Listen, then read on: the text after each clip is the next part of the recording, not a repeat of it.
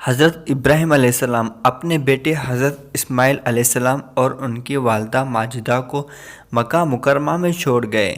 اس وقت وہ ایک ایسی وادی تھی جہاں سبزہ کا نام و نشان بھی نہ تھا۔ حضرت اسماعیل جب جوان ہوئے تو ان کا نکاح قبیلہ بنو جرہم کی ایک لڑکی سے ہوا۔ حضرت اسماعیل علیہ السلام شکار کرنے جاتے تھے اور اس سے جو کچھ ملتا تھا اس سے گزر بسر ہوتا تھا۔ شکار ایک ہوائی روزی ہوتی ہے، لہذا کبھی شکار ملتا اور کبھی نہ ملتا۔ ایک مرتبہ حضرت اسماعیل علیہ السلام شکار کو گئے ہوئے تھے کہ پیچھے حضرت ابراہیم علیہ السلام گھر آئے۔ انہوں نے اپنی بہو سے پوچھا کہ سناؤ کیا حال ہے؟ وہ کہنے لگی بس زندگی گزر رہی ہے، کبھی شکار ملتا ہے کبھی نہیں ملتا، بہت تنگی کا وقت گزر رہا ہے، بہرحال گزارا ہو رہا ہے۔ اس نے اس طرح ناشکری کے الفاظ کہے۔ حضرت ابراہیم نے کچھ دیر انتظار کیا اور پھر فرمایا اچھا مجھے واپس آنے دو، جب تمہارے شوہر آئیں تو انہیں میرا سلام کہہ دینا اور ان سے کہہ دینا کہ تمہارے گھر کی چوکھٹ اچھی نہیں ہے، اسے بدل دینا۔ یہ کہہ کر وہ چلے گئے۔ وہ عورت حضرت ابراہیم علیہ السلام کی بات نہ سمجھ سکی۔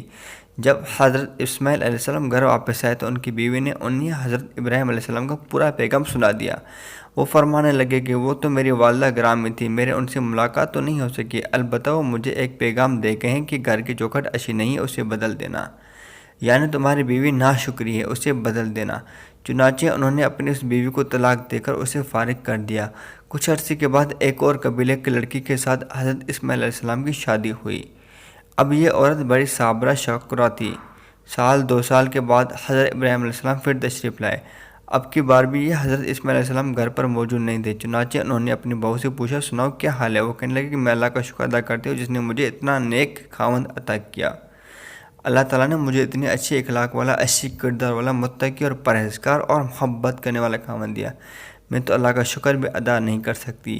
حضرت ابراہیم علیہ السلام نے پوچھا کھانا پینا کیسا ہے؟ کہنے لگے رزق تو اللہ کے ہاتھ میں ہے، جو ملتا ہے ہم کھا لیتے ہیں اور اللہ کا شکر ادا کر لیتے ہیں، اور اگر انہیں نہیں ملتا تو صبر کر لیتے ہیں۔ جب اس نے شکر کی اچھی باتیں کی تو حضرت ابراہیم علیہ السلام کا دل خوش ہو گیا، اور حضرت ابراہیم علیہ السلام نے فرمایا اچھا اب میں چلتا ہوں، تم اپنے خاوند کو میری طرف سے سلام کہہ دینا اور کہنا کہ تمہارے گھر کی چوکھٹ بڑی اچھی ہے، لہذا تم اس کی حفاظت کرنا ہے۔ یہ کہہ کر حضرت ابراہیم علیہ السلام واپس چلے گئے۔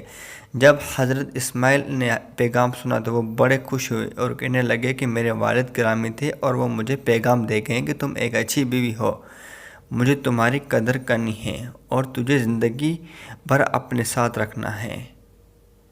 حوالہ قصص الانبیاء، ازمام ابو الفدا بن کثیر المشتقی رحمۃ اللہ، ترجمہ از مولانا عطا اللہ ساجد، حفظ اللہ تعالی۔